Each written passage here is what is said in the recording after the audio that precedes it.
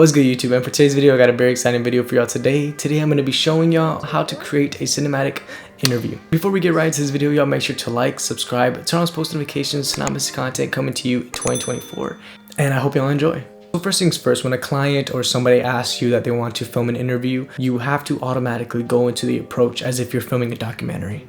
Because an interview is kind of like a documentary in a way. Because they're going to be talking to the camera or off camera. And they're going to be talking about a certain subject, about a brand, about something about themselves. It's more than likely something that has to do with them. That's the most important thing about an interview is to make them the main focus. I'm interviewing somebody that has a clothing brand, which is Fuscati.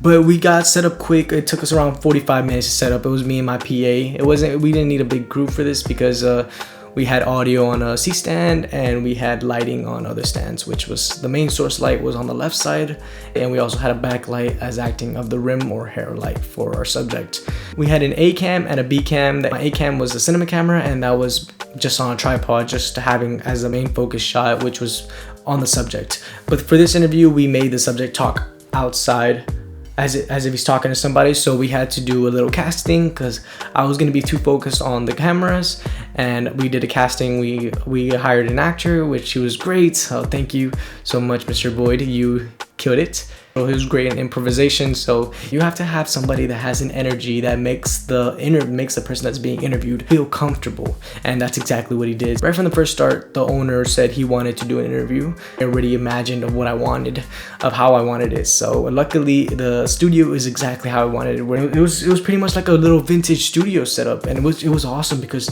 we got some free B-roll in there. There was some nice little cool props. There was even a makeup setup where he can get his makeup ready or be ready with his fashion. Of course, since he's a clothing brand, he has to attract the viewers through his clothes. And we used a studio, which was I had windows on the side, and I casted the main source light on the left side of his face, so we casted shadows onto the right side of his face. But I created the triangle effect, and I also had a cam, as I told you already. I had an A cam, which was I set a camera on a tripod, but the B cam was on a dolly. It was on a little slider that I set it up.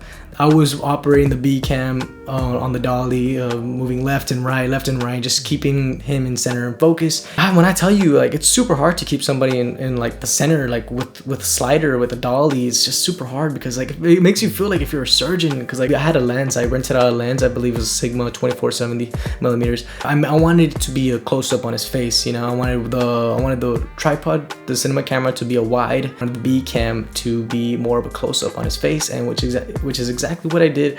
So I had that, and it was very hard. You had to be very precise on making sure that the subject was in center frame, especially since you wanted more of a vertical video instead of a horizontal video, so you could promote it on social media. Other than that, it was a very clean shoot. It ran smooth. We got the B-roll, and that's one thing. B-roll is super important in filming interviews, just because if you have just somebody talking to the camera, like if I am right now, imagine if there's no other shots that will attract people. We could keep the people entertained with different visuals other than two shots. I had my Nan light on a C-stand, on a boom pole, and I had it extended out so it could be caused as a rim light. And we opened the windows. We left the windows open I wanted a little bit more light on the shadow side of his face, but not too much. I wanted it to be just barely touching onto his jawline, on the very edge of his jawline, which is what the windows did from an angle, which it gave.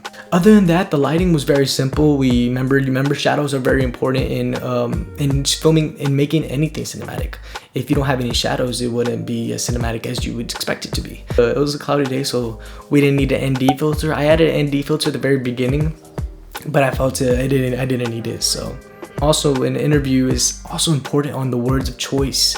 It's not just a visual experience, it's also an audio experience. I always have a meeting before we go on set and start filming, and I told him, okay, let's lay out the questions that you want to be asked, and just don't make a script about it, but just know what you want to say.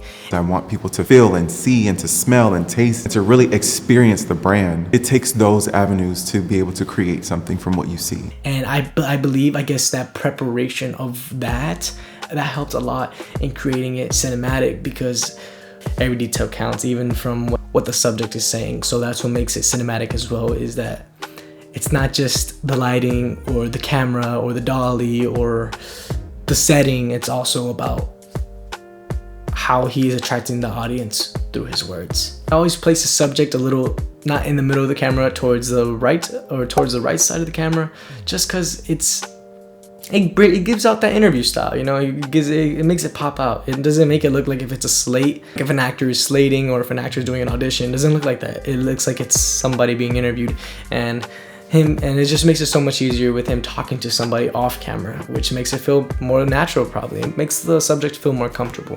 With that being said, yeah, that's how you film an interview, and that's an interview to be cinematic in a way, not just from the visuals, literally the actor being off camera, from his questions to the responses to the camera movements, even the lighting as well, like I said.